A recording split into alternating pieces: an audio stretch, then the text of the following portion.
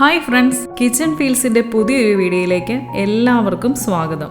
ഇന്ന് നമ്മൾ തയ്യാറാക്കുന്നത് റെസ്റ്റോറൻറ്റുകളിൽ നിന്ന് ലഭിക്കുന്ന അതേ സ്വാദോടു കൂടിയ ഒരു അടിപൊളി മുട്ടക്കറിയാണ്. ഇതെങ്ങനെയാണ് വളരെ രുചികരമായി തയ്യാറാക്കുന്നതെന്നറിയാൻ എല്ലാവരും വീഡിയോ സ്കിപ്പ് ചെയ്യാതെ മുഴുവനായി കാണാൻ ശ്രമിക്കുക. അപ്പോൾ നമുക്ക് വീഡിയോയിലേക്ക് കിടക്കാം. ആദ്യം നമുക്ക് മുട്ടക്കറിക്ക് ആവശ്യമായ മുട്ട പുഴുങ്ങിയെടുക്കാം. അതിനായി നമ്മൾ എടുത്തു വെച്ചിരിക്കുന്ന മുട്ട ഓരോന്നായി പാത്രത്തിലേക്ക് വെച്ച് ഇത് മുങ്ങിക്കിടക്കും വിധം വെള്ളമൊഴിച്ച് 15 മിനിറ്റോളം മീഡിയം ഫ്ലെയിമിൽ ഒന്ന് ബോയിൽ ചെയ്തെടുക്കാം. 4 പേർക്ക് സെർവ് ചെയ്യാൻ ആവശ്യമായ മുട്ടക്കറിയാണ് നമ്മളിവിടെ തയ്യാറാക്കുന്നത്.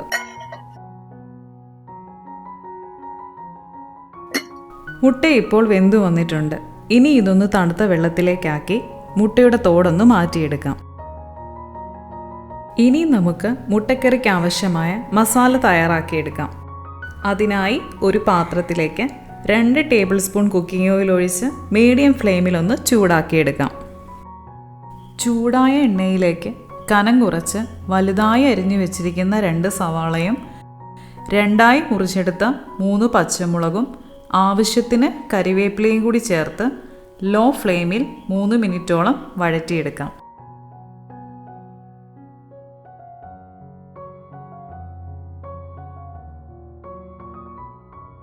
ഇനി ഇതിലേക്ക് നന്നായി ചതച്ചെടുത്ത 1 ടേബിൾ സ്പൂൺ ഇഞ്ചിയും വെളുത്തുള്ളിയും ചേർത്ത് ഒന്ന് യോജിപ്പിച്ചെടുക്കാം.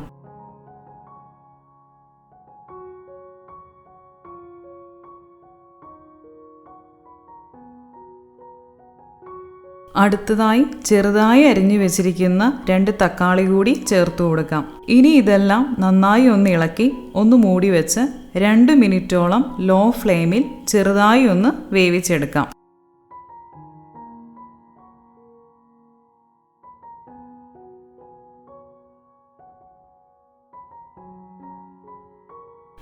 ഇപ്പോൾ സവാളയും തക്കാളിയും ചെറുതായി വെന്തു വന്നിട്ടുണ്ട്. ഇനി ഇതിലേക്ക് 1 ടേബിൾ സ്പൂൺ മല്ലിപ്പൊടി, 1/2 ടീസ്പൂൺ മുളക് പൊടി, 1/4 ടീസ്പൂൺ ഉപ്പും കൂടി ചേർത്ത് നന്നായി ഒന്ന് യോജിപ്പിച്ചെടുക്കാം.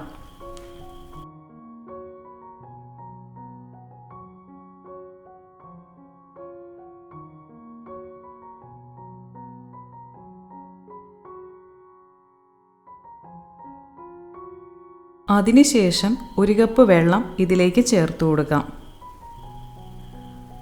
നമ്മൾ ഈ മുട്ടക്കറി ഗ്രേവി കുറച്ചാണ് തയ്യാറാക്കുന്നത്.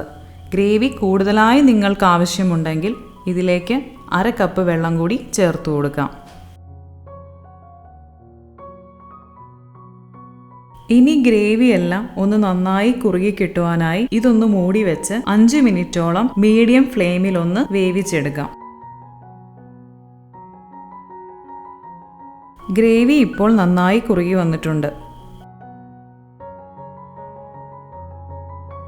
ഇനി ഇതിലേക്ക് 1/4 ടീസ്പൂൺ ഗരം മസാല, 1/4 ടീസ്പൂൺ കുരുമുളക് പൊടിയും കൂടി ചേർത്ത് നമുക്കിതൊന്ന് യോജിപ്പിച്ചെടുക്കാം.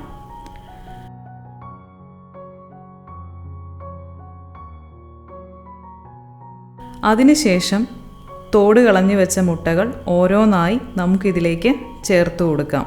ഇനി അല്പം കറിവേപ്പിലയും കൂടി ചേർത്ത് കൊടുക്കാം. മുട്ടകളിലെല്ലാം മസാല ഒന്ന് പിടിക്കുവാനായി നമുക്കിതെല്ലാം ഒന്ന് മിക്സ് ചെയ്തെടുക്കാം.